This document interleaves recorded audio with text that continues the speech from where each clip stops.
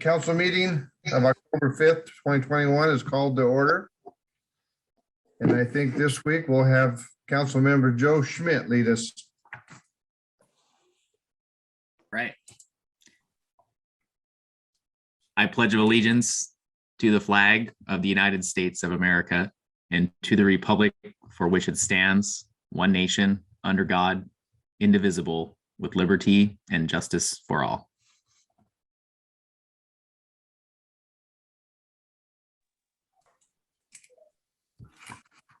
All right, thank you, Joe. Now,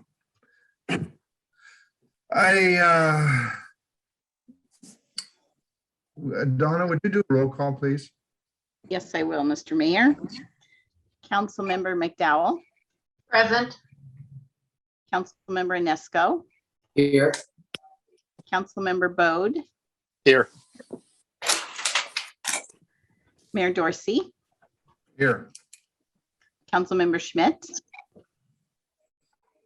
Here. Deputy Mayor Peterson, Here. and Mr. Mayor, Councilmember Feast is absent this evening. All right. Deidre, would you please make a motion for her? I move to excuse Councilmember Megan Feast from tonight's meeting. Second. In a second. Okay, thank you. We have a motion and a second to excuse Megan Feast from our meeting tonight. All in favor, say aye. Aye. All opposed? Motion carries.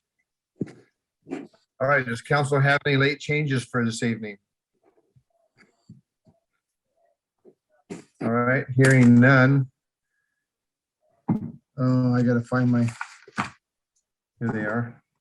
Sorry, gotta find my glasses here. There we go.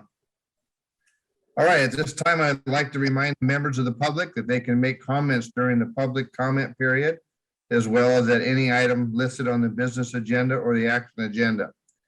When making a public comment, you will need to raise your hand electronically on the Zoom app, state your full name, and whether you reside in the city limits, within Mason County, or reside elsewhere. Option number one, join the Zoom meeting by clicking on the link that is displayed on the city's webpage. The link is listed on the agendas and minutes page under the tab that says more. Option number two is to email City Manager Jeff Knighton. And option number three is to call Jeff's office phone. Both the email address and phone number are displayed on the screen of the Mason Web TV streaming video. All right, any board members to report by the council members? All right, thank you. Is there a motion to approve the consent agenda as published? So moved. I'll second it. All right, thank you. We have a motion and a second to approve the consent agenda as published. All in favor, say aye. Aye. All opposed? Motion carries. All right, Budget Coordinator Don Queasme is here this evening to present the proposed 2022 budget.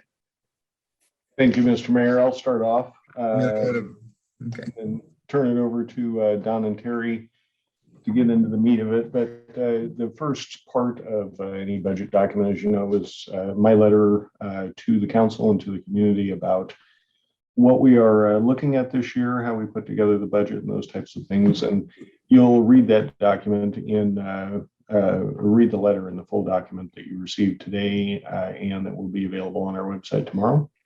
But a couple of highlights. The proposed budget is a total across all funds of 41.1 million.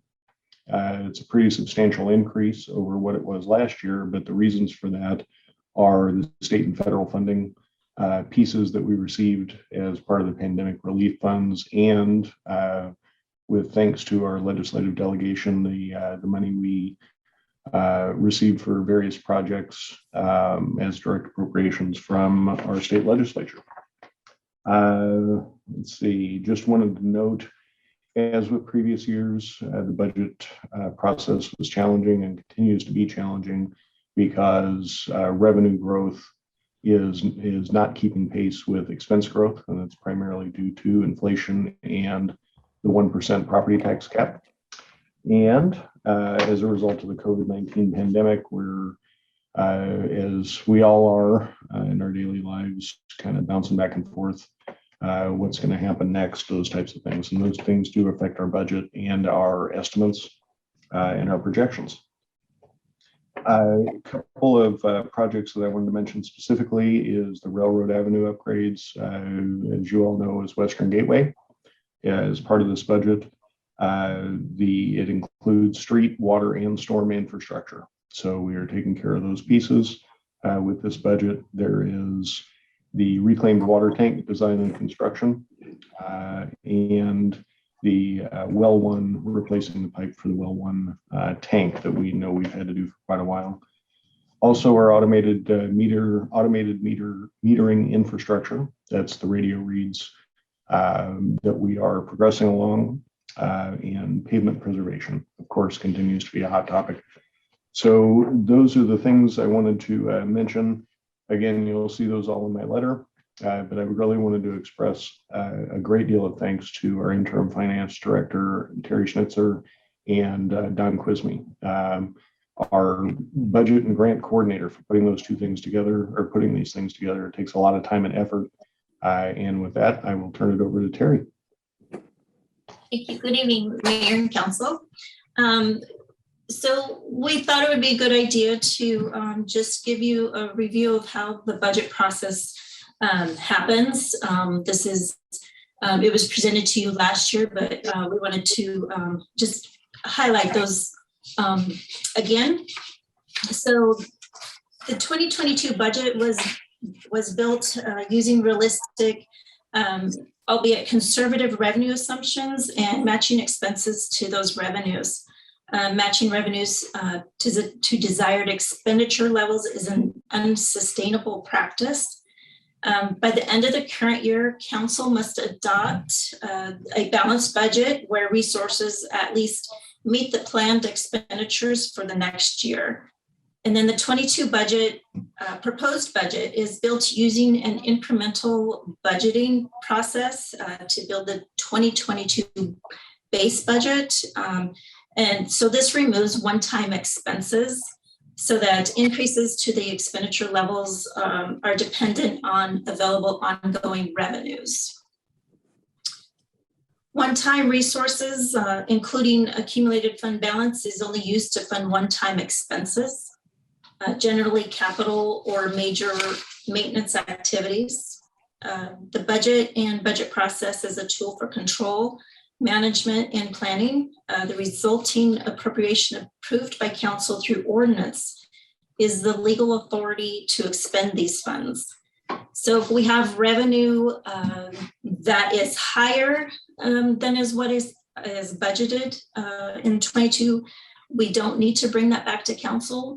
But if the expenditures are higher than what council has approved, then we will bring that back to you in a supplemental budget to be approved by the end of that budget year to be in compliance with law. So then we go to the budgeting and the fund structure. Funds are a self-balancing set of accounts which include both resources and expenditure. The city's budget is a collection of individually balanced funds. The general fund resources can be used for any good governmental purpose, while the resources in special revenue or enterprise fund, which is our utilities, the internal service fund, which is our EM&R and payroll fund, the pension trust and permanent funds are reserved and can only be used to support the allowable activities for which they were collected.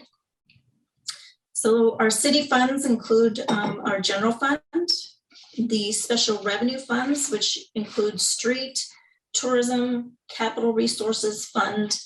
And these funds, they require a 20% special revenue that is dedicated for revenue that is designated to spend in a particular way. That's what makes these a special revenue fund. Then we have the debt service funds, which is our bond fund, and that's how we make our bond payments. Capital project funds, capital project fund is mostly our general fund and our street capital projects. Then we have our enterprise funds for water, sewer, storm drain, solid waste funds, and these are meant to be a type of business, meaning for rates and other fees that support ongoing operation and maintenance and also capital.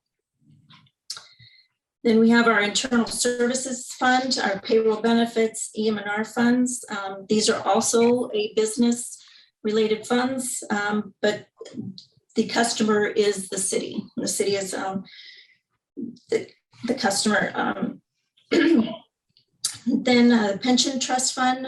This is the firefighters pension fund. This is a legal fund that we have to have. And then we have our permanent fund, which is our library endowment fund. This is the $100,000 endowment where we can only spend the interest from investments. Then we go into our structural imbalance. This is our general fund 10-year forecast. This shows where the estimated 2021 is the expenses look like they're lower, but the revenue, and that is because of the ARPA funds that we received. Those are currently in our general fund, but it will eventually be moved out into the capital resources fund. So as you can see in the 22 proposed budget, they are balanced and they are equal. And then by the time we get out to 23, 24, that's where the where they start to separate.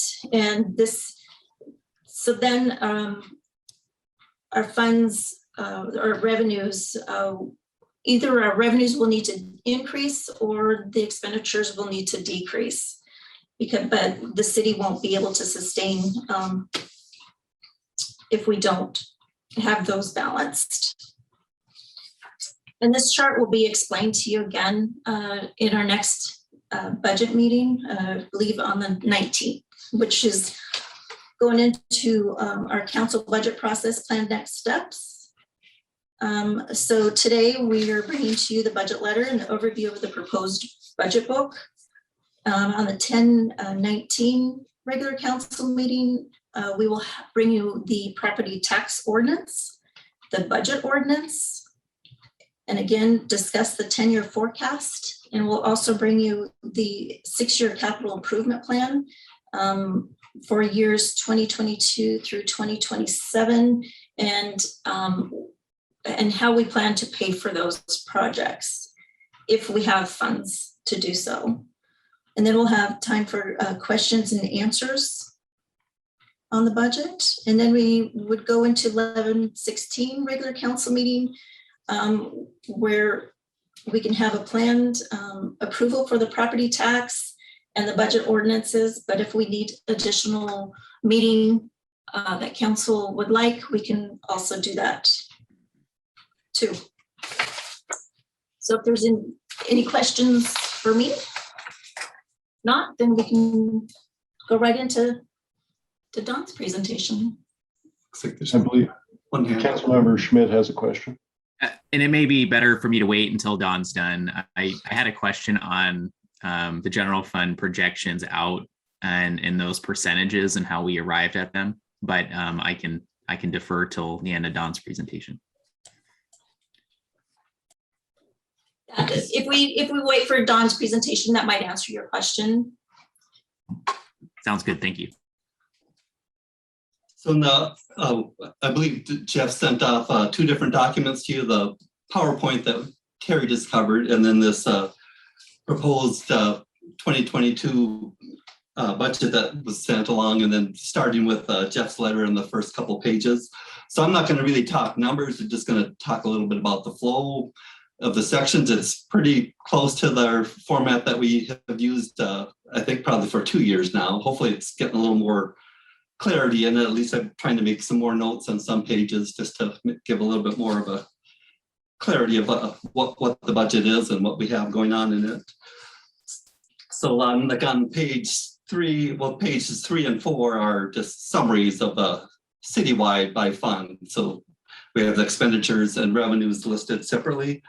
And at this point now, I do have the new capital funds listed on these summary pages, which is in the budget supplemental that we'll be talking about in a half hour or so. So it hasn't been approved yet by council, but making the assumption it will be. So I have water, sewer, and storm drainage capital funds listed with no history, but would be starting with 2022 proposed budget for our capital projects. And then just to help keep it that transparency of when we have capital projects that we have those monies in a separate fund and we allocate our expenses for those projects against that fund, and it should make things clearer for us. And then like on page 5 would be a summary by our general fund departments.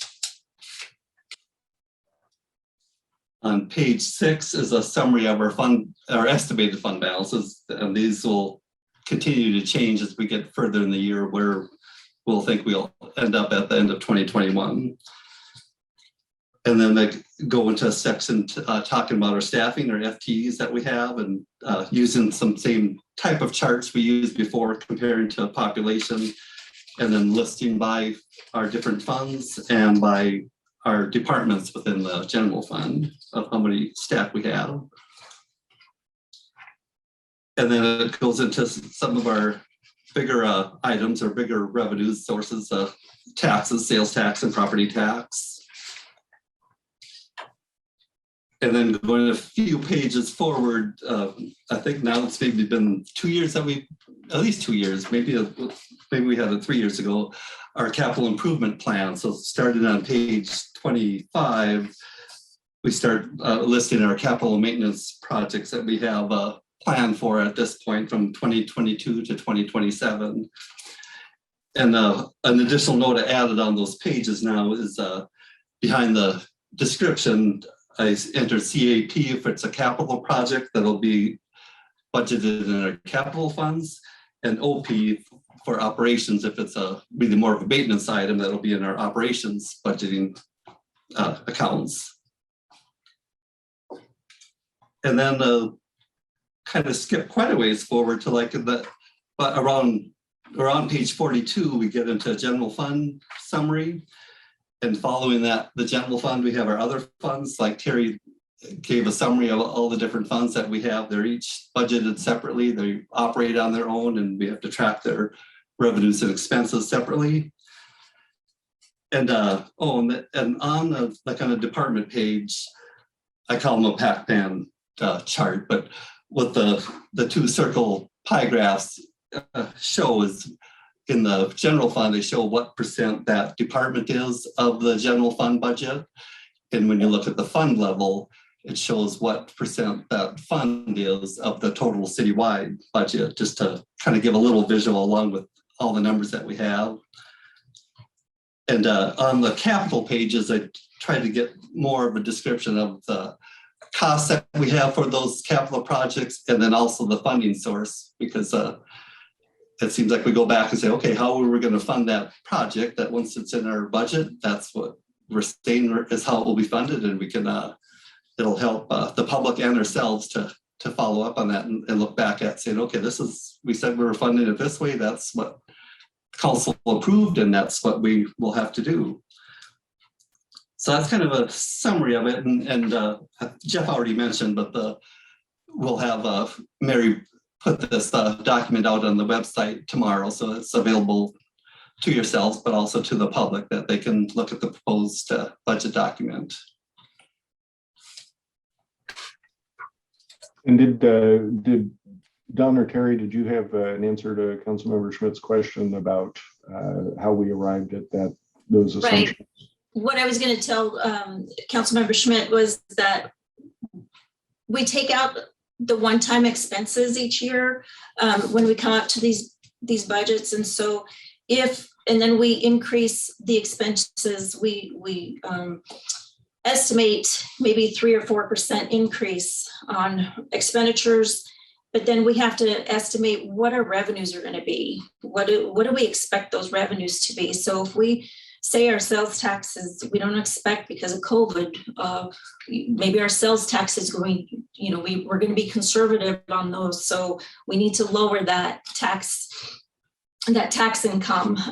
And so, but it's all those taxes across the board for the general fund, right? Yeah. So we would be conservative in those estimates, but we know that all our expenses are increasing at a faster rate than our revenues are. So we take those assumptions and we build that across the 10-year forecast. Thank you. So one of the things, and some thoughts from me for a second here. So when I was looking at this data again, and I'll be honest, we've seen this chart in some semblance for the last 3 years, as things have moved. And when I was looking through this, what I can see is we're basing these projections, albeit conservative projections, we're basing them off of pre-pandemic averages of revenue and expenditures, correct? Like 2, 3, 4 year averages, something like that. Yeah, we start with the data points. You have to have a trend line to draw from, and that's really anything else is just a guess. So I guess where I'm at is I appreciate having looking at this as a 1% growth each year. I do know though that in 2023 and likely 2024, we will be under contract for certain heavy construction projects in the city limits. I would be a little more comfortable adjusting the 23, 24, 25 projections to be more realistic to what our anticipated project workload is going to be, because we've previously demonstrated that heavy construction projects in the city do net a fairly good return to the city in sales tax and other areas. That said, I absolutely agree that the compounding costs of doing business at the city are going to are continuously more expensive, and revenues, as Terry had mentioned, revenues don't keep on par with expenditures. So one thing I'd be interested to see is what is a more based on, let's just say, the total anticipated dollar value of the project and what we've seen in the past. What is really staff's recommendation on what we think revenues will look like in the next 2 to 3 years? Because where I'm going with this is one thing that I think that the council could benefit from, and I would like to consider prioritizing in 2022, is establishing a level of service criteria for especially general fund services and activities based on sort of a scorecard, right? An A through an F sort of requirement. And if we want to deliver A levels of service, it's going to cost this much money with this FTE level, and et cetera.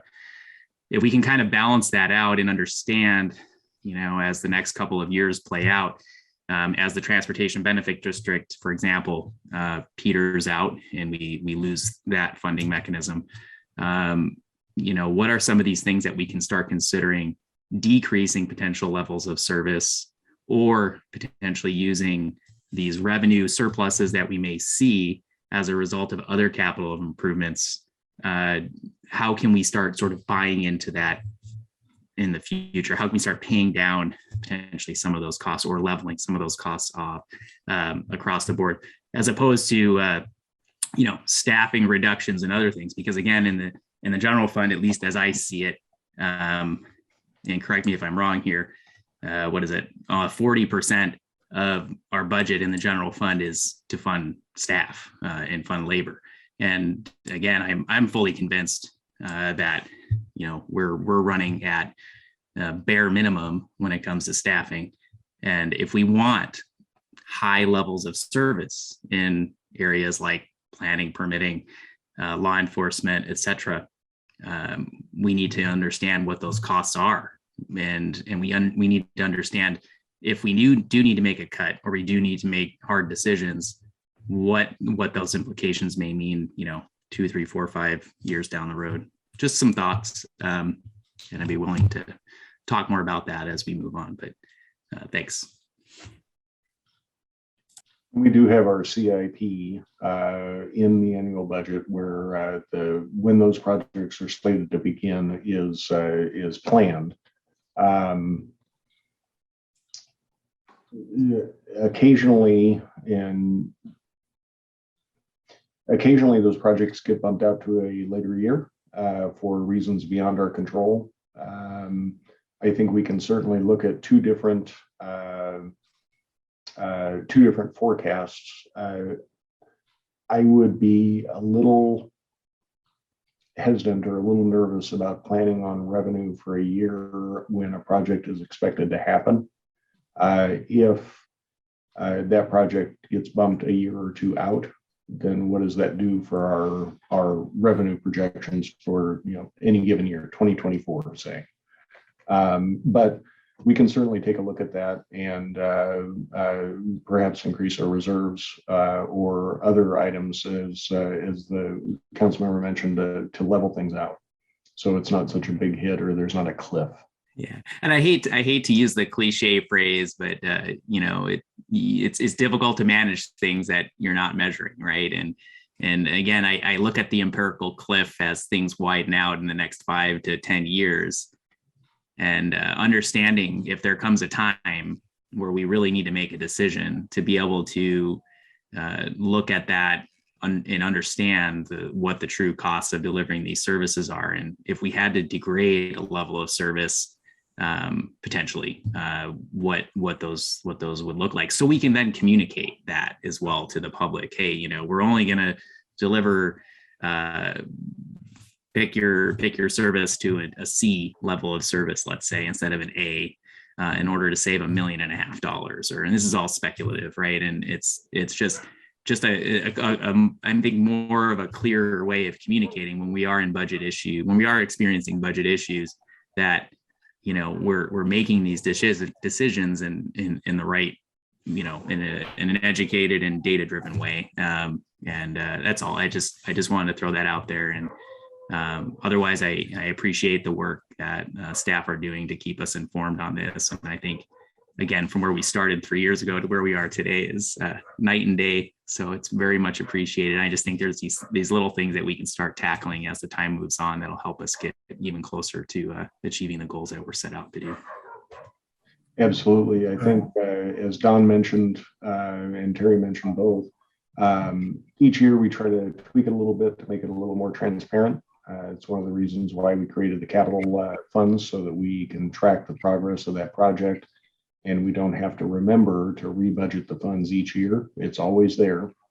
And Don's suggestion this year to add in your CIP, whether it's capital or operations and maintenance, it's all intended to make it much easier and more transparent for not only the council, but for the citizens of Shelton to take a look at and know what they're looking at. Those are the things we're driving for, and we can certainly make improvements every year. There's no doubt about that. All right, thank you. Dee, did you pull your hand down? Now, yes, thank you. Okay. All right, let's move on. We'll move on to our general public comment period, where each member of the public has 3 minutes to give a comment. Donna, do we have anybody signed up tonight? No, we don't, Mr. Mayor. Okay. We'll move on to our first, our business agenda. Our first business item is the Western Gateway Design Contract Amendment. City Engineer Ken Gill is here to share some information with us. Good evening, council. It's good to see you out in Zoomville once again. So hope to see you face to face here in the near future.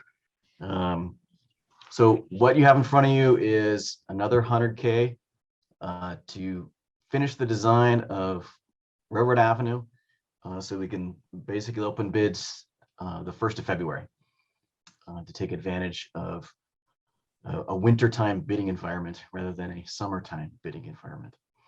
So the project has a long history that predates me, but that Brooke gets all the credit for assembling. But way back before I started, council put some seed money in with TIB. It was a great investment. It was about 4% of the grant that was awarded.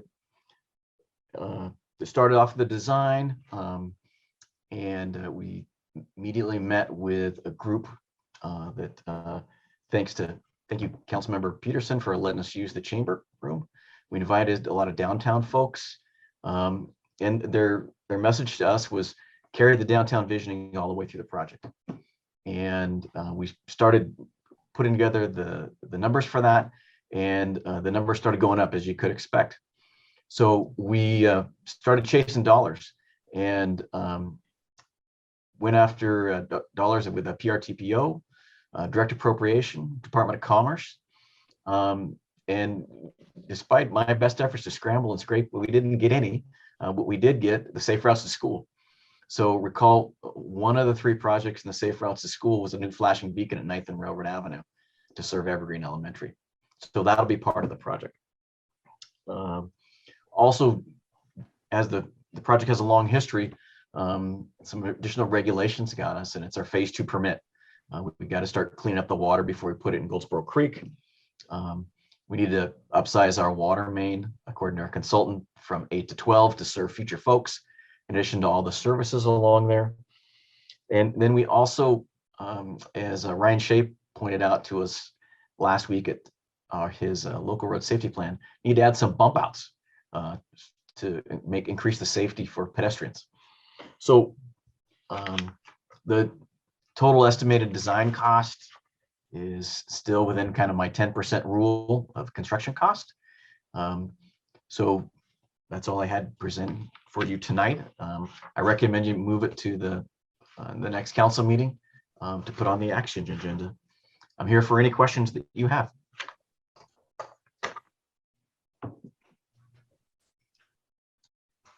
Yes, Councilmember Peterson, I see your hand.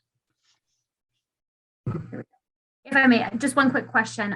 The acquisition of the railroad property from Simpson, how did that play into the cost on this property?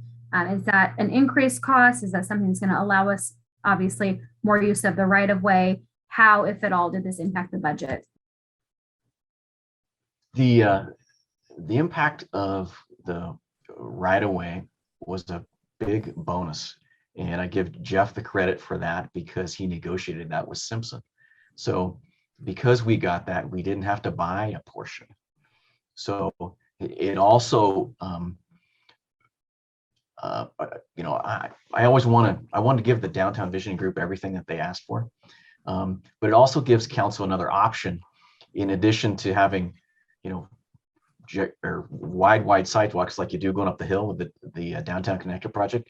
Eventually someday we'll have a bike lane that comes right through and uses that, and bikes and trikes that we talked about a couple of months ago. So that was a huge benefit for the project, and Jeff gets the credit for that. And it was a benefit for us because we didn't have to go out and buy right away, which is a big pain when you're using state funding. You have to jump through a lot more hoops. So does that answer your question? Absolutely. I think it's important that we acknowledge the fact that there are maybe no more grant funds coming in, but that there were some other work done by the city to make this more manageable cost-wise and try to be smart in using these dollars to really implement the vision in a way that it's going to serve us long-term. But of course, this is a pretty significant project, so I appreciate all the work you've done on that. All right. Thank you, Deidre and Ken. All right, we'll move on to Donna. Do we have any public comment? Let me take a look here, Mr. Mayor. No, we don't. All right, thank you. You're welcome. Do we have a motion, please? I move to forward resolution number 1208-0921 and the Western Gateway Design Contract Amendment number 3 to the October 19th council meeting. Action agenda for further consideration. Second. Okay, thank you. We have a motion and a second to forward resolution number 1208-0921 to the October 19th city council meeting. for further consideration? All in favor, say aye. Aye. Aye. All opposed? Motion carries. All right, our next business item is Thank you. property surplus. Public Works Director Jay Harris is here to share some information with us. Good evening, Council. Jay Harris, your Public Works Director. Good to see everybody. So the city owns 7 properties that are no longer needed for city operations. 4 of those properties are up on Harvard Street. They're owned by the Water Fund. 2 of the properties are on 13th Street across from the hospital, and they're also owned by the Water Fund. And then there's 1 site on Front Street. It's adjacent to Shelton Creek, and Builder's Supplies sort of sits in between the 2 there. So those are the 7 sites. And so the process is council has to declare them as surplus properties. And once you declare them as surplus, the city staff will go out and get appraisals on each piece of property from a certified appraiser, and then work with potential buyers on or purchasers to buy the properties. And with that, then we'll be coming back to you folks with a suggested resolution to move forward with a particular purchaser for one or all the sites. Or maybe none of them. I mean, maybe we don't get any purchasers, right? I don't think that'll probably be the case, though, because they're pretty desirable properties in my mind. There'll also be conditions of sale added to each particular piece.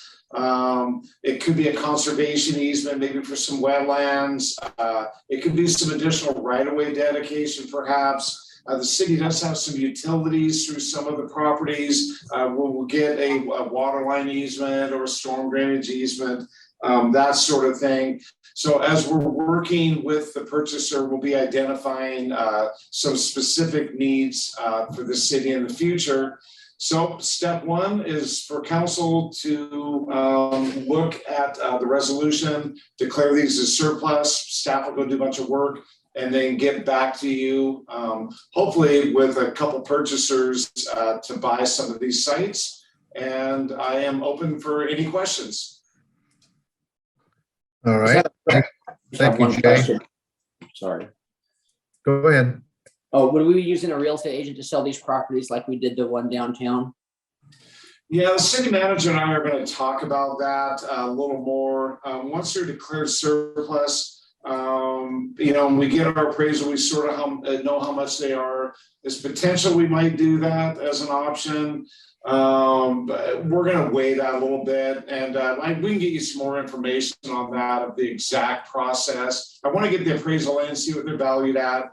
And then, there's people, like when you look at 13th Street, the hospital is probably a very likely candidate, right? So council can also say, as long as people are paying for, appraised value or above, these could be for more civic uses. This could be something, we can follow some of your wishes, like Habitat for Humanity or hospital uses, those sorts of things. You folks have the abilities to do that.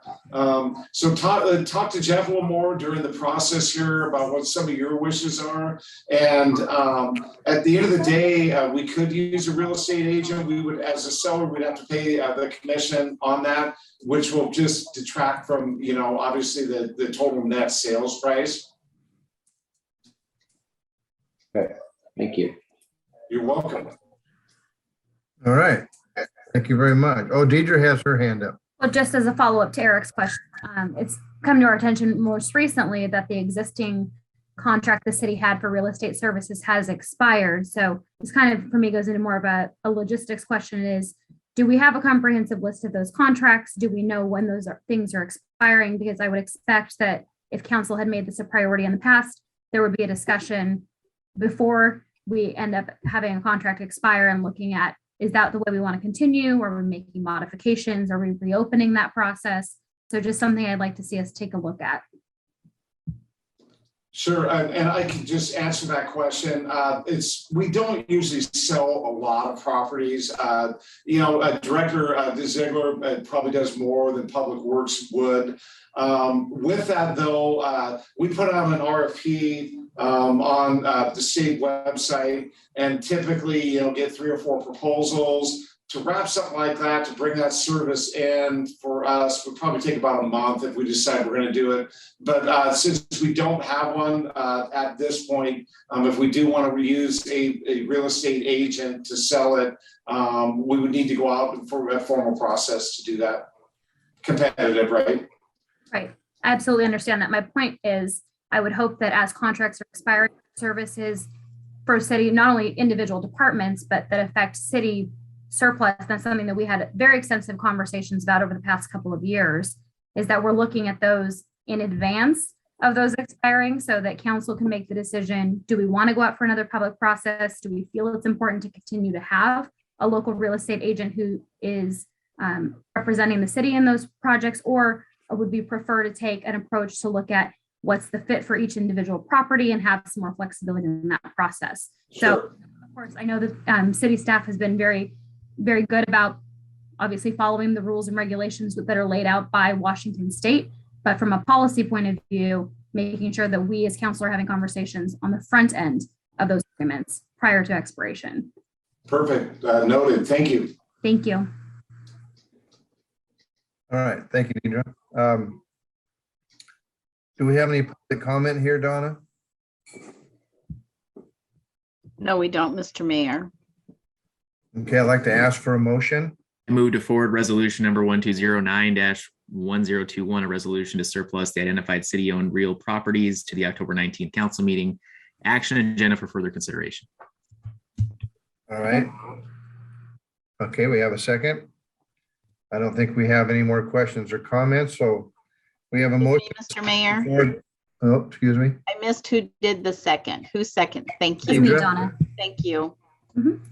All right, we have a motion and a second to forward resolution number 1209-1021 to the October 19th city council meeting for further consideration. All in favor, say aye. Aye. All opposed? Motion carries.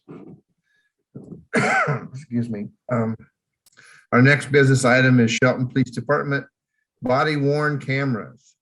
Chief Carol Beeson is here to share information with us. Good evening, Mayor Dorsey and members of council. I'm here to talk about our body worn cameras and dash cameras moving forward.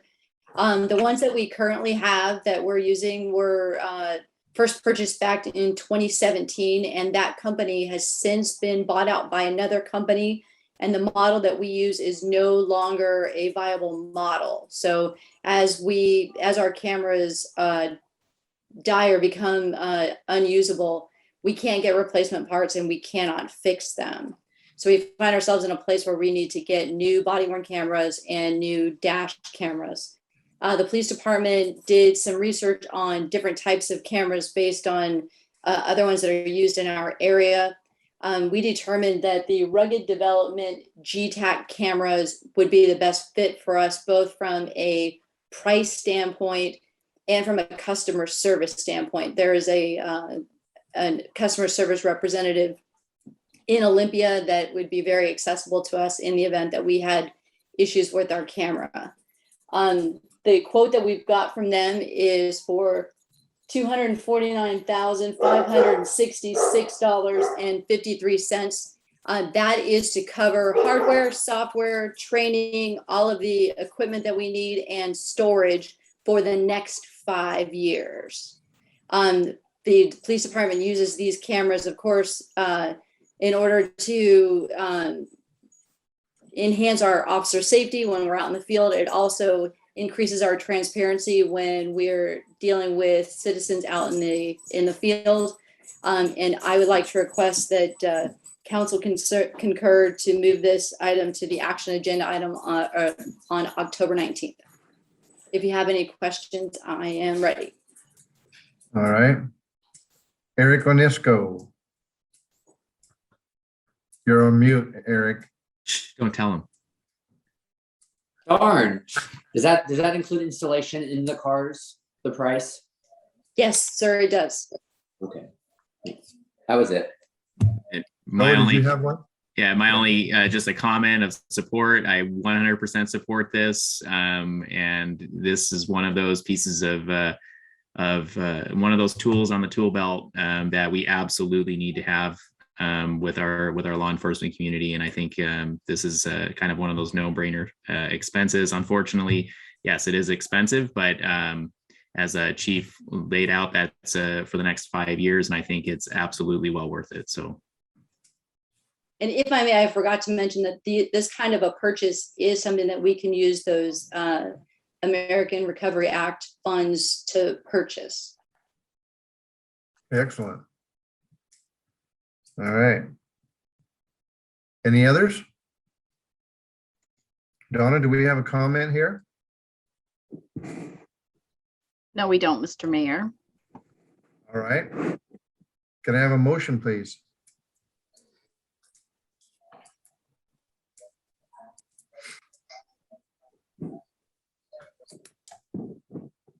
Staff and the police department recommend that the council concur to move this item to the action agenda for October 19th, 2021. Second. All right, thank you. We have a motion and a second to forward resolution number 1210-1021 to the October 19th City Council meeting for further consideration. All in favor, say aye. Aye. All opposed? Motion carries. Our next business item is a JAVS AV replacement system in the courtroom, council chambers. City Manager Jeff Knighton will share the details with us. Thank you very much, Mr. Mayor, Deputy Mayor, and members of council. The current audiovisual system in our council chambers and in the municipal court is 16 years old, and it has been held together for at least the last year and probably longer with what my dad would call when I was younger, duct tape and baling wire. With the impact that this has had on our police department in particular is that instead of handling video hearings and things like that in custody hearings, members of our police department have to transport individuals from the jail facility to the courtroom. So that's taken up quite a bit of time. And we've spent a little bit of money trying to keep the current system running. So with this new JAB system, and that's, as I've learned, the Justice Audiovisual System for the acronym there, it will allow the Shelton Municipal Court to have clear and concise HD video and audio recordings, and will facilitate Zoom hearings, for lack of a better term. It'll also allow transmission when the city council uses those chambers for council meetings once we're able to meet in person again. And we would recommend that you move this on to your October 19th city council meeting for action. And I'm happy to answer any questions. And I noticed that our court administrator is on with us as well. And any questions that I can't answer, I'm sure she'll be able to. Okay. I just have one quick question. So the software that this runs this, the hardware is listed here as a one-time expense, but is there an ongoing operational expense that we also need to be building into future budgets? Because I know this is one of the things we talked about funding with one-time dollars. And certainly if it's something where we need to put it now, but we also need to make sure that they have the tools that they need moving forward so we don't get back into this situation. I want to make sure we're accounting for that as well. Yeah, so our current system, we have to retain those records as well. Under the court system has their own retention schedule. So we have already accounted for that cost. The other piece of this, if we have consulted with the county and with the current jail facility, if and when a new jail facility is built, this new system will integrate seamlessly with whatever is used with the county, if and when they make that decision. Right. Licensing cost on top of what we're seeing here. Is that what I'm hearing? Diane? So if I may, I've been told by the JAVS representative that the current software should be good for us for 5 to 7 years before it would need to be updated. That's their experience. Mason County is using this system, so we've kind of relied on their experience, and they're very, very happy with it. So we have a 1-year warranty with this that comes with it, and then we will purchase the warranty upkeep after that. I don't have the information on the cost of that, but I would not want to let that lapse, and it shouldn't be very much anyway, comparable to probably what we have right now. So, and they do offer 24/7 online assistance, and they contract locally to send somebody out if they need to come out. So. All right, I see Council Member Joe Schmidt has his hand up. Yeah, just a quick question. Does the state dictate the type of system or the sort of the requirements that we would need to meet? Is there like a state level mandate or something like that? Or is it kind of up to the local jurisdictions to make that decision? As long as we can keep a clear record, the state doesn't mandate what type of equipment that we use. But the main thing is that we keep our records and that they're clear and concise for appellate reasons, which we do not have now, and we haven't had for quite a few years. Cases that have gone to Superior Court on appeal, I get a phone call every time that they cannot clearly understand what's being said in court, because they have to transcribe all of that. And there's nothing I can do about it because that's the system that we have now. And I'm told that this new system is very, very good. And so we should not have that problem anymore. But to answer your question, as long as we keep a clear, concise record, the state does not mandate what type of equipment we have. Okay, thank you, Diane. Greer, did you have anything to add to that? I was just going to add very briefly to Diane's excellent answer, that also the state Supreme Court is changing court roles. Yes. And we are expected to do video hearings. And so the Zoom component integrated into the recording system is vital going forward. They're replacing the terminology of telephone appearance with video appearance. And the state Supreme Court has expectation that we shall make that available to the public. All right, thank you very much. Thanks for joining us tonight. Thank you. Donna, do we have any comments here? Public comment? No, we don't, Mr. Mayor. All right. Do we have a motion, please? I move to place the JAVS system installation on the October 19th action agenda for further consideration. All right. Thank you. We have a motion and a second to forward resolution number 1211-1021 to the October 19th City Council meeting for further consideration. All in favor, say aye. Aye. Opposed? Motion carries. Thank you, guys. All right. Our next business item is the grant recommendations from the Lodging Tax Advisory Committee. City Manager Jeff Knighton is here to share information with us. Mayor Dorsey, if I may, before we get to this point, because I do work my day job at the Shelton Mason County Chamber, and they're one of the applicants. I'm going to step away from this portion and wait for notification from city staff to rejoin the meeting. So I'll be recusing myself at this point. Thank you.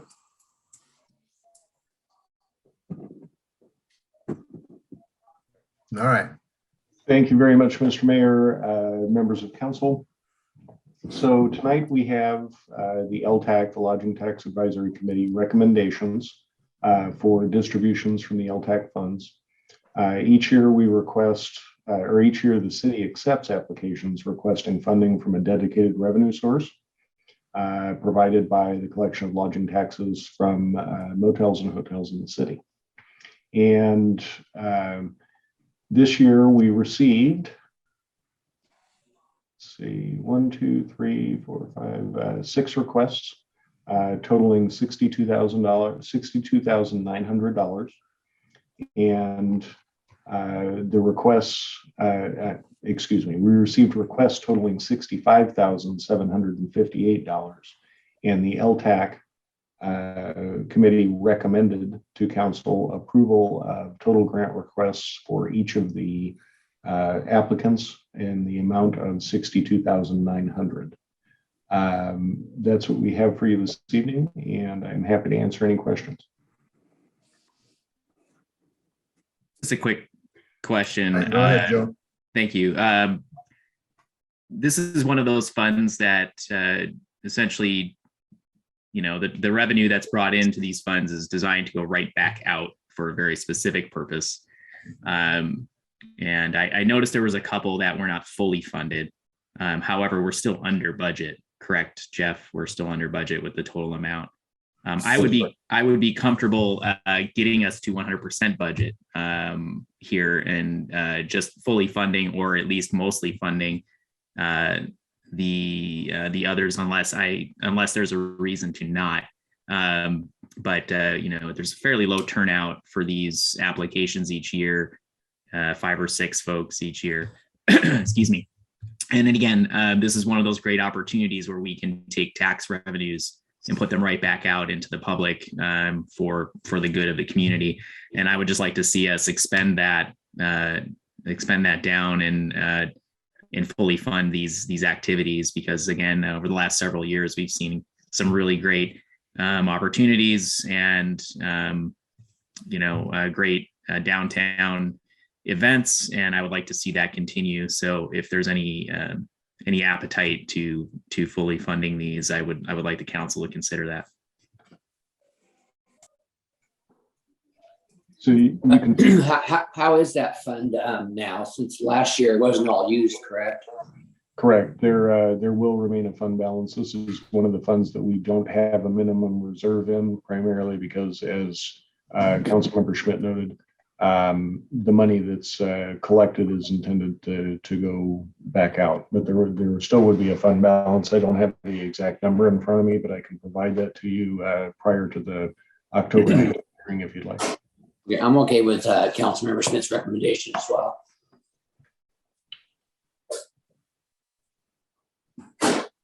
Thank you. I could probably throw a little suggestion in here, or how we came about with this number. And again, we can always reconvene and reallocate the money. 2 things we wanted to accomplish. One was to leave approximately the same amount of money in the kitty for next year as we did last year with COVID. And the money is supposed to be used for, there was a little misunderstanding. I don't know if it's a misunderstanding. The money is supposed to be used for advertising and that sort of thing. Okay, so on one of the Northwest event organizers, they had right in their application that they were going to use $2,300 for advertising. So that's how that one came about.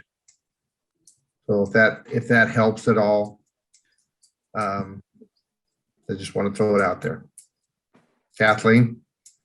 I'm always one to lean towards the more conservative. I would like to see a little bit left, a little cushion, just in case something happens again this year, that it will be there. Yeah, I agree a little bit on that too as well. And we left about the same cushion as we did last time. Yeah. Well, what would that be? That would be nice. Around 30,000. So If I remember correctly. So half of this budget and then what do we take in a year? We take in roughly Okay. 80. About 80 or 80, less than 90. Yeah. And then we have a sufficient cushion. So, Yeah. Well, And I wasn't entirely sure. And Mayor Dorsey, I think you were hinting on maybe something where I'm a little confused. It sounded like the LTAC funds are supposed to be used for marketing and advertising. Yes. Is that correct? Yes. Okay, that's a misunderstanding that I had. I thought we were able to utilize these funds for other purposes as well. that was a misunderstanding. There's no restriction on LTAC funds. Okay. What you can use them for operations, you can use them for advertising. What I can do is on your weekly update, if council decides to move this forward to the October 19th agenda, for your weekly update, I can provide you with the fund balances for the last several years, what we leave in cushion and what we don't, what we expend out to various activities. And I can provide you with the PowerPoint that our city attorney put together for the LTAC committee that outlines the uses that are permitted. And I can send that to you on your weekly update on Friday, so everybody has a clear understanding about what's available. I would appreciate that. Thank you. Yeah, that'd be great. I think there was a little confusion on how you interpret the RCW, and perfectly honest, the committee interpreted it one way, and our city lawyer Kathleen Haggard interpreted it a different way. It's a little confusing a little bit on how we can use those funds, but I'm sure she will clean it up, and along with Jeff's help. So Yeah, and the total beginning fund balance, just FYI, for 2020 was 118,186.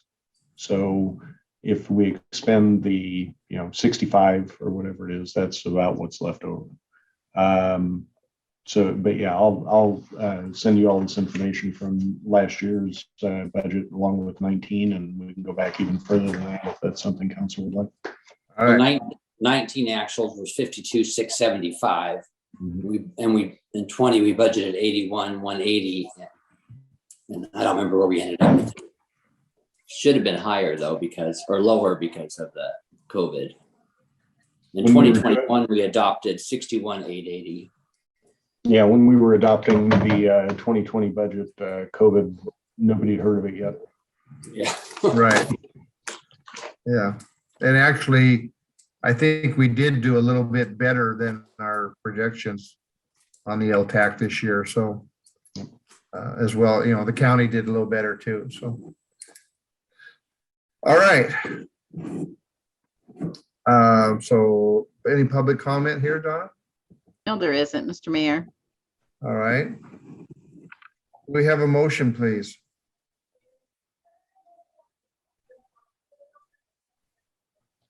I move to move this item to the action agenda for the October 19th, 2021 meeting. Second. All right. Thank you, Eric.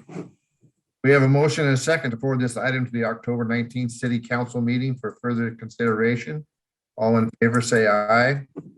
Aye. All opposed? Motion carries.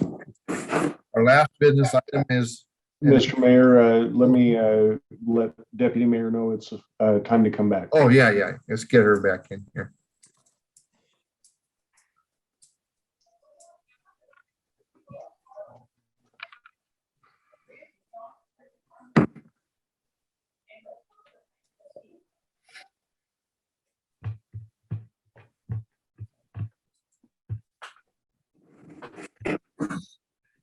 All right, there's Deidre. Okay, move on. Our last business item is an FCS contract. Public Works Director Jay Harris has more information. That one's Terry Schnitzer, Mr. Mayor. Oh, Terry's? Okay. There you go. Good evening again, Mayor and Deputy Mayor and council members. So the city is proactively planning for the future, and the city would like to explore the idea of changing the equipment maintenance and repair, which is also known as the EM&R fund, to an equipment rental and replacement, ER&R fund, to centralize all the city vehicles and equipment. And what would that process be like, and what would it cost? So we would like to enter into a contract agreement with the FCS group to develop a fleet management master plan to support that transition of the EM&R fund to an ER&R fund. The FCS group would develop the fleet management master plan to provide the city with a system for tracking, categorizing, and managing its fleet operations, as well as develop a financial model and plan for the transition to the ER&R fund. They will also review the existing fleet inventory, future replacement costs, and salvage records to develop an Excel-based financial model to determine the annual replacement costs, or rent is what we usually refer to it as, and for each vehicle and department.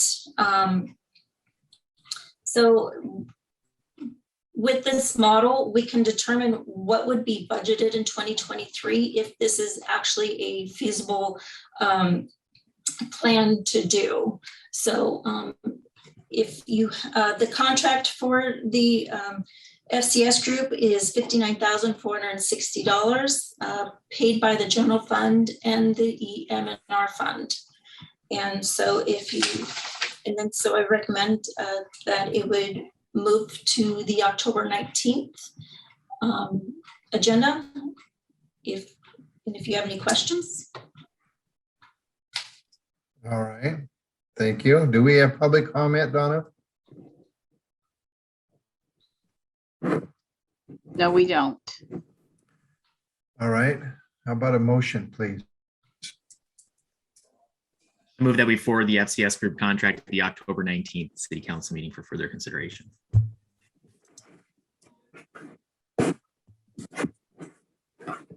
I'll second. All right. We have any comment, questions from the council? Who would run this if we implemented this? Would there be a new staff member running this program? Not at first. So this would be run out of the finance department.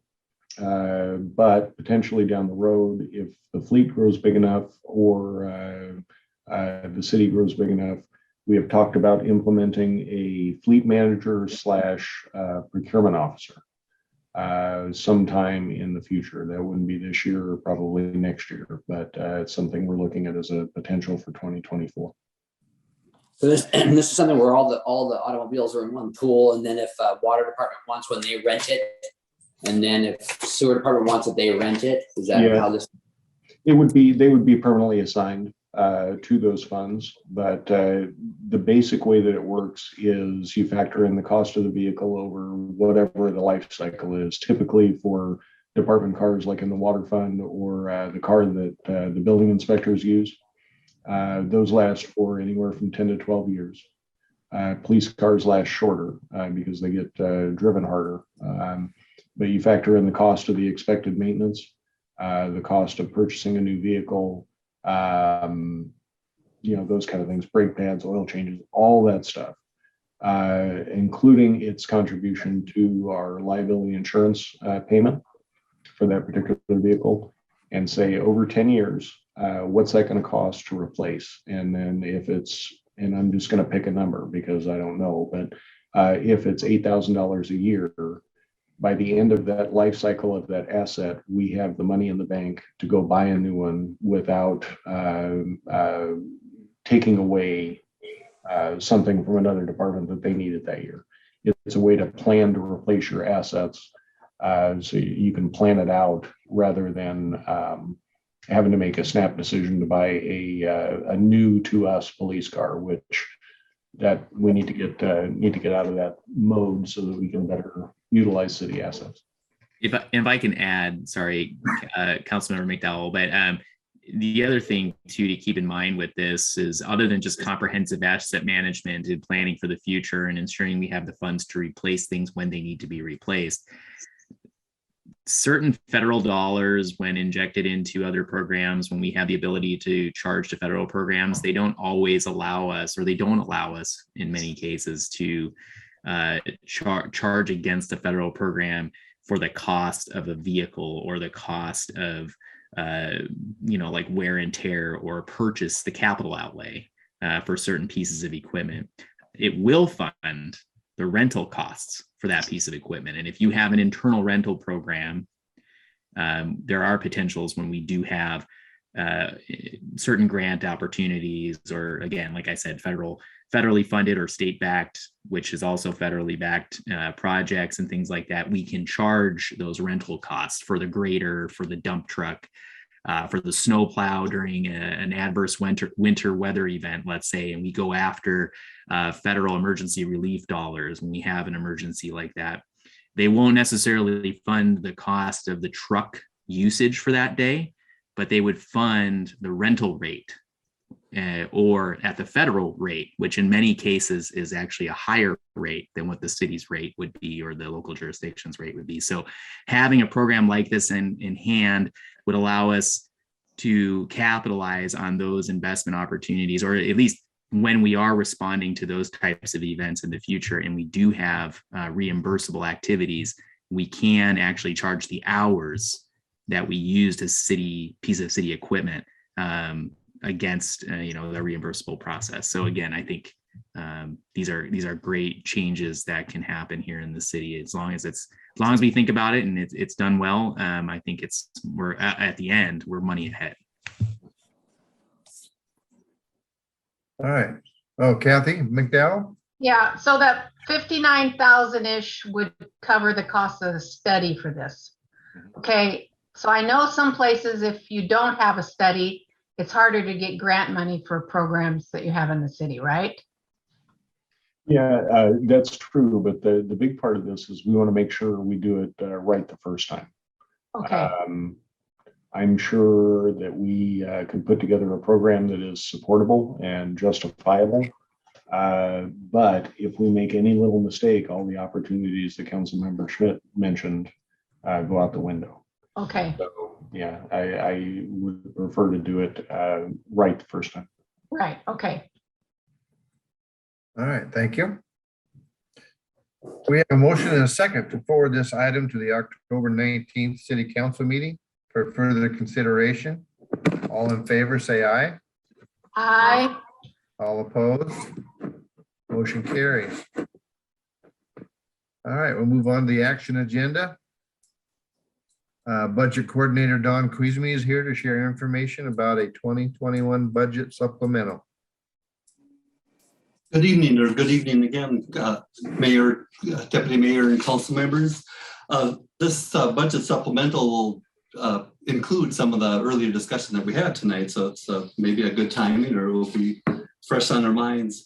But the City Council passed the 2021 budget on November 17th, 2020, and the City Council, through ordinance, sets the expenditure level that for the city can expend, and also the FTEs that we have.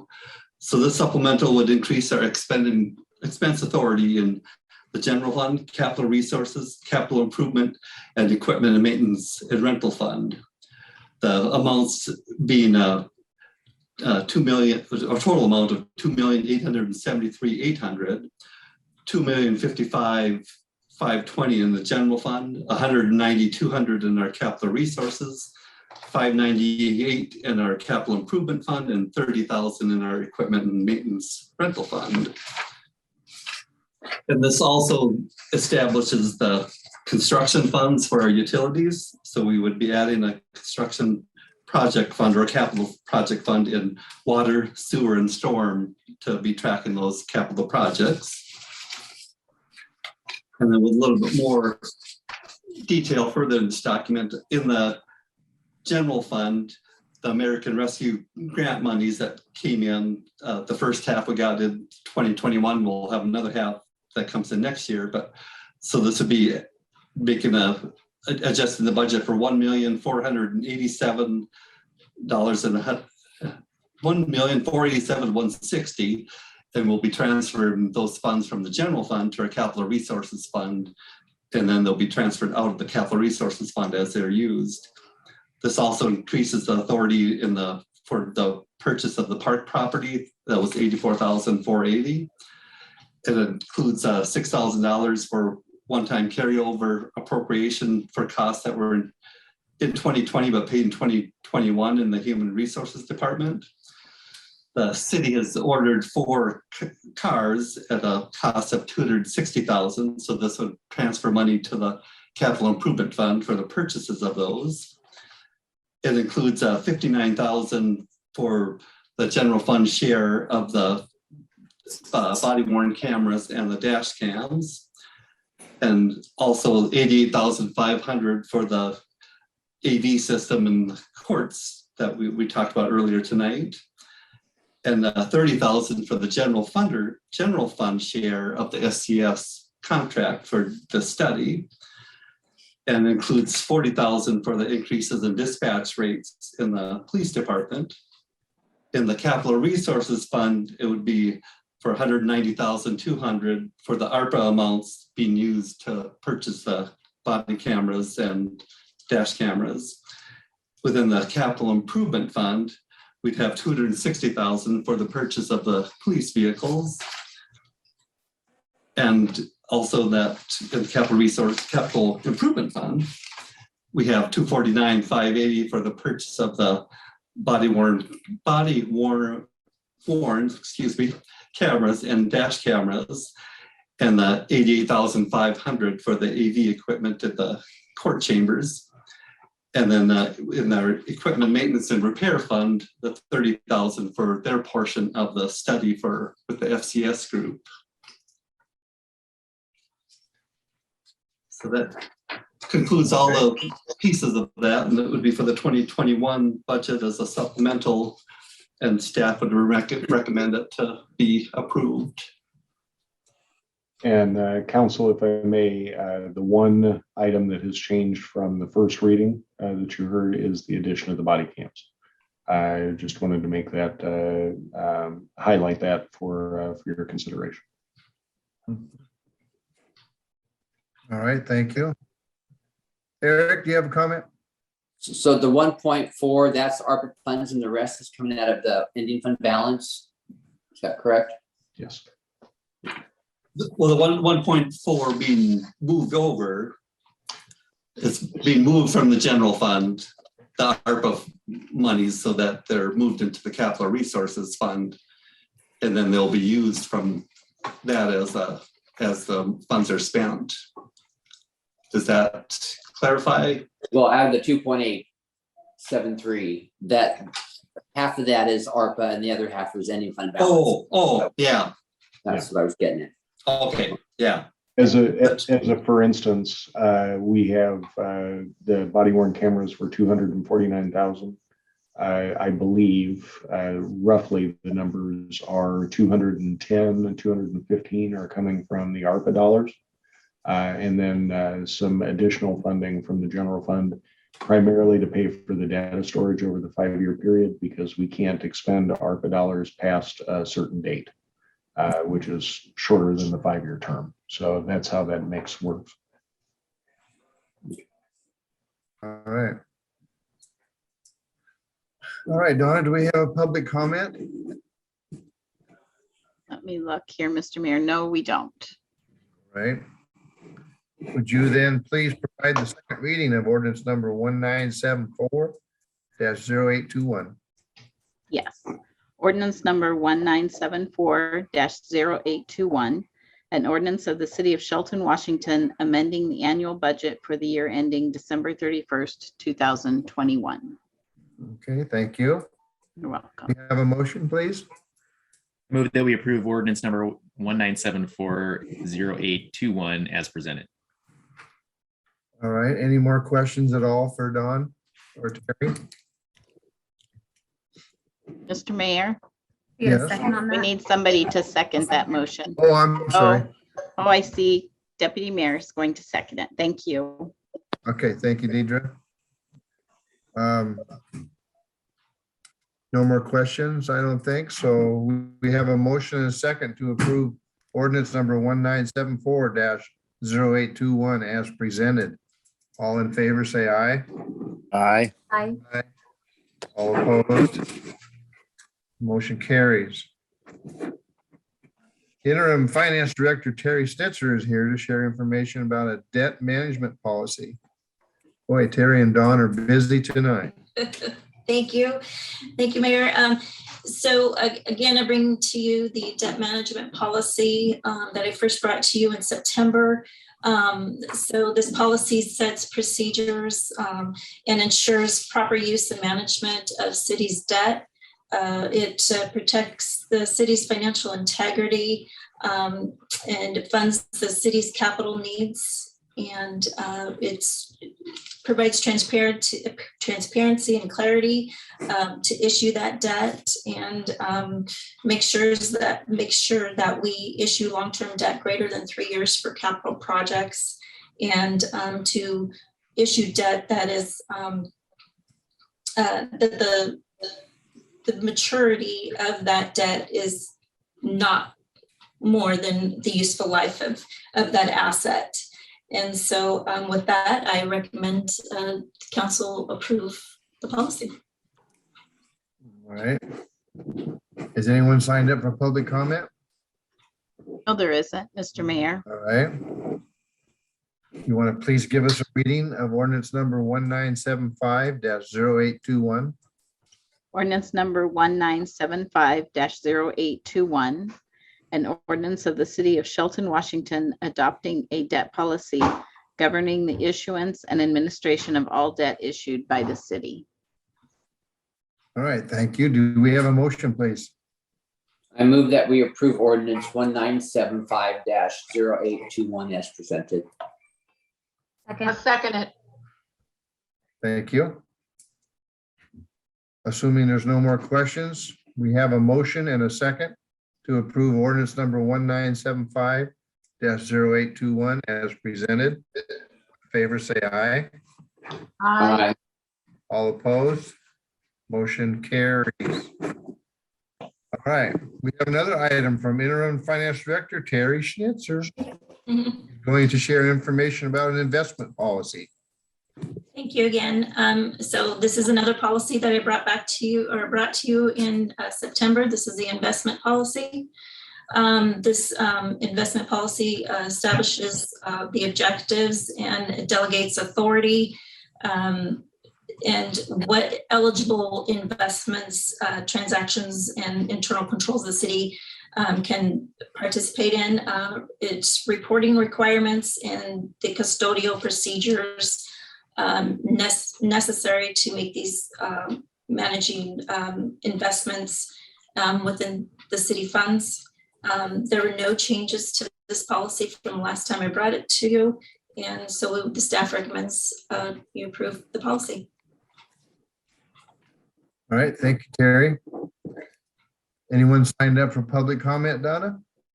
No, there isn't, Mr. Mayor. All right, thank you. Please provide the second reading for ordinance number 1976-0821. Ordinance number 1976-0821. An ordinance of the city of Shelton, Washington, adopting an investment policy governing the investment and administration of city resources. Thank you. Do we have a motion, please? I move that we approve ordinance number 1976-0821 as presented. Second. Deidre has a second. Thank you. We have a motion and a second to approve ordinance number 1976-0821 as presented. All in favor, say aye. Aye. All opposed? Motion carries. All right, on to the next item. City Manager Jeff Knighton is going to discuss a surplus of city asset policy with us. Thank you very much, Mr. Mayor, Deputy Mayor, members of council. This policy, similar to the other ones earlier today, we brought to you on September 21st. And there are several revised components of the new policy that are intended to facilitate efficient operations of the city. One of those is changing the requirement for surplus assets from going to city council from currently at $1,000 to $10,000. And this generally applies to general fund assets, things like cars, police cars that you heard several months ago that we surplused. Assets such as real estate or utility assets, particularly real estate owned by utilities that we heard a little bit earlier today, are governed by a separate RCW and are not affected by this policy change. And everything else has stayed the same since the last presentation. And I'm happy to answer any questions if you have any. All right, thank you. Anyone signed up for public comment? Let me take a look here. No, there isn't. All right, do we have a motion, please?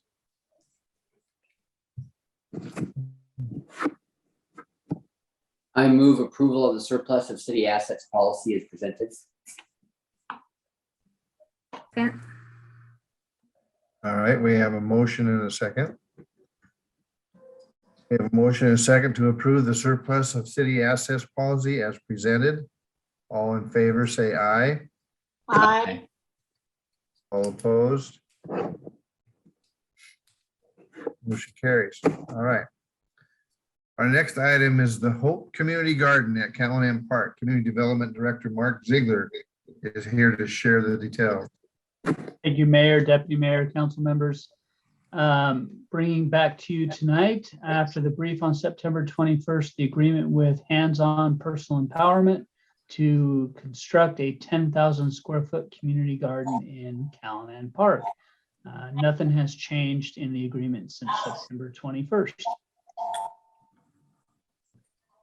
All right. Thank you, Mark. Who's signed up for public comment? No, there isn't, Mr. Mayor. All right. Do we have a motion, please? I move to approve the agreement with Hands-On Personal Empowerment for the construction of a community garden at Callahan Park. Second. Second by Joe. Thank you. Any of the council members have any questions or comments for Mark? Excuse me, I think this would be great to do. I have had a couple local people in the area that would like some security over there, maybe a camera. I mentioned that the last time, but I did have some communications, and I think they've also talked to staff as well. All right. Is that a question for Mark or?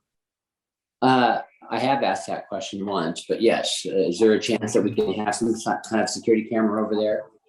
Well, certainly staff can look into it. I think with the infrastructure we have in place with the restroom, the play structure, the basketball court and the picnic shelter, we've got much more expensive, if you will, facilities on site that haven't warranted the installation of a security camera at this point.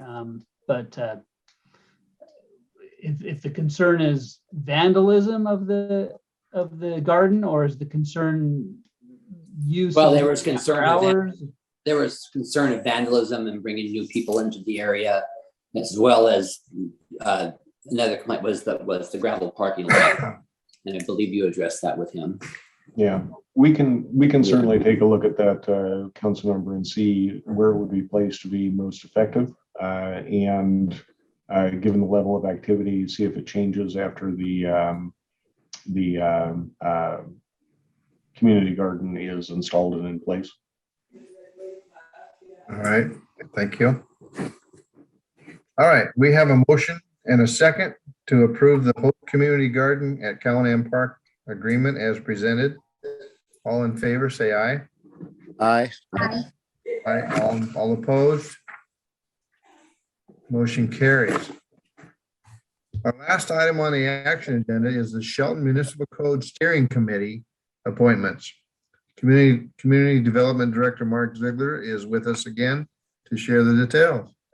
Thank you again, Mr. Mayor. As you'll remember, and the council remember, back in April, we brought a list of individuals that expressed interest in assisting the city in our development code rewrite.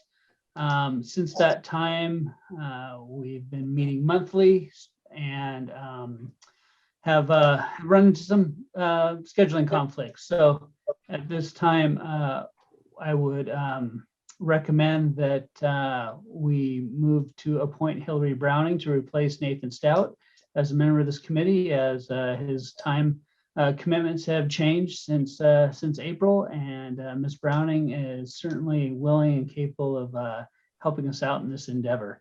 Ms. Browning has a background in biology, marine biology, policy, serves as a GIS analyst and project management with the Department of Natural Resources, and lives locally here in the Shelton area. All right, thank you, Mark. Do we have any public comment, Donna? No, we don't, sir. All right, how about a motion, please? I move to appoint Hillary Browning to the City of Shelton's Development Code Steering Committee. I'll second. it. All right, thank you.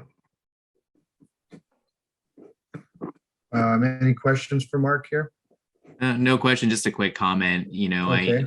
these are those moments where we really are needing the public involvement. We're really desiring that as we guide through the process. I appreciate Mr. Stout's time that he was able to commit to this, but it has been proven to be a challenge for us to recruit and get people on board with this. And, you know, no fault to staff or this council's endeavors. It's just a challenge with you know, getting people's personal time to commit to this process. And I appreciate very much anybody who's willing to step up and give us the time, because ultimately this is what helps us craft development code that makes sense for our community for now and into the future.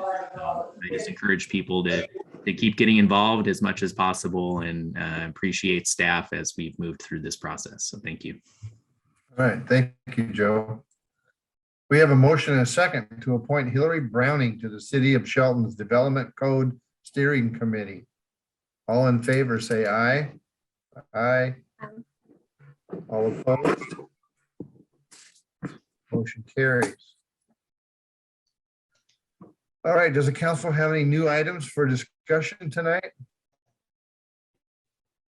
If not, wait a minute, did we do a manager report tonight? No, What in the world? you We missed that one. off that easy?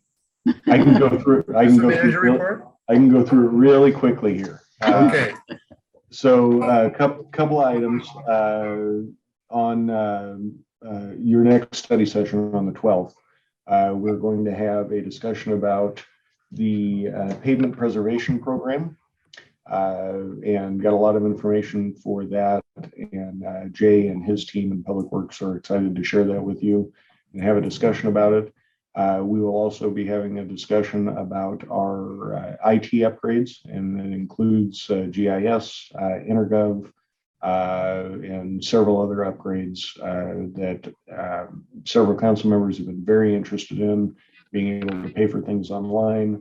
We'll also promote our app again. I want to make sure as many people as possible get that downloaded. Very easy to address problems in the city that you see in about 30 seconds. It doesn't take very long to submit us information.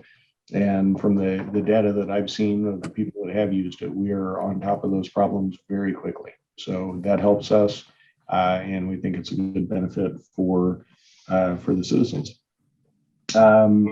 Next, there is an area up on the hill on Eagle Side up here, 14th Street, which during the Turner paving project was missed or It wasn't done when the paving work was being done out there.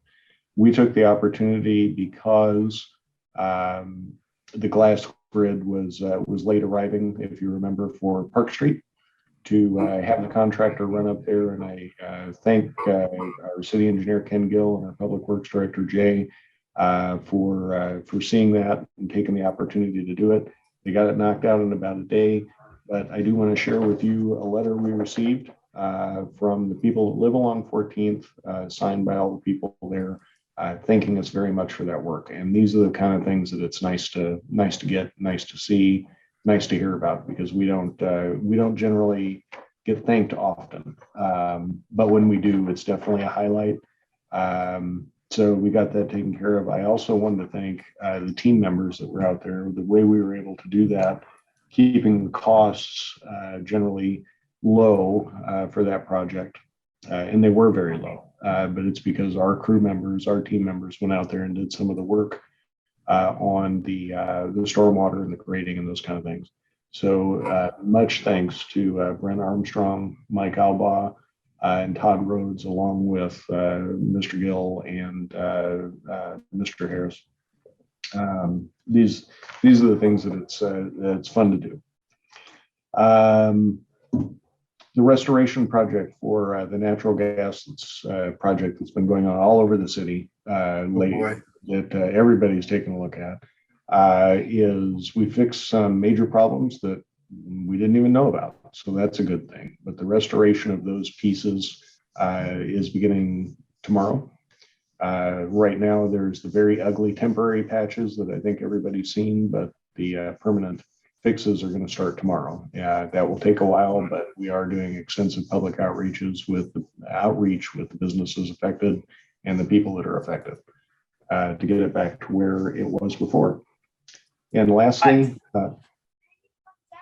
there a question? No. No. And lastly, middle of last week, I met with the new executive director for Quixote Communities.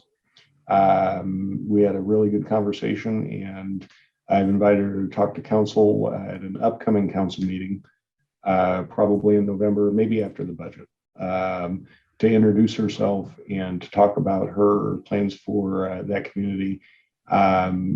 I think that that project, the Tiny Homes project, will be moving along much more rapidly and with a real sense of purpose now.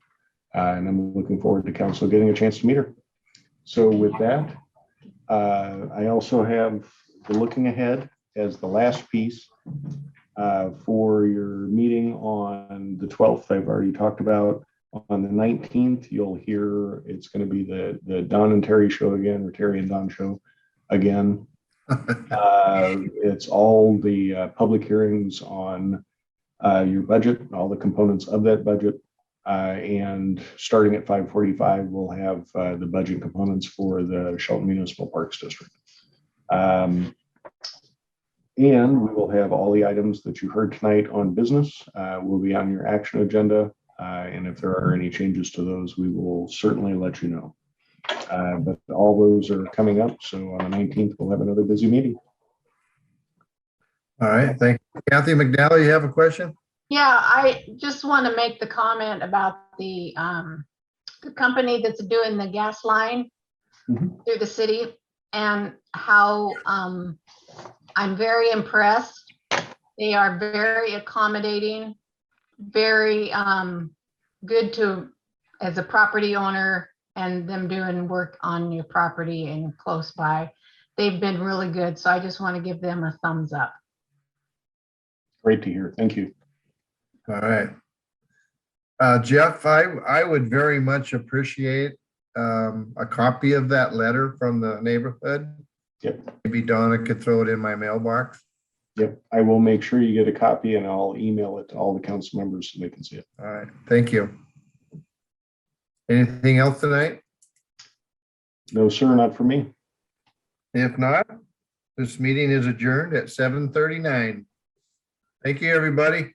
Good night. Good night.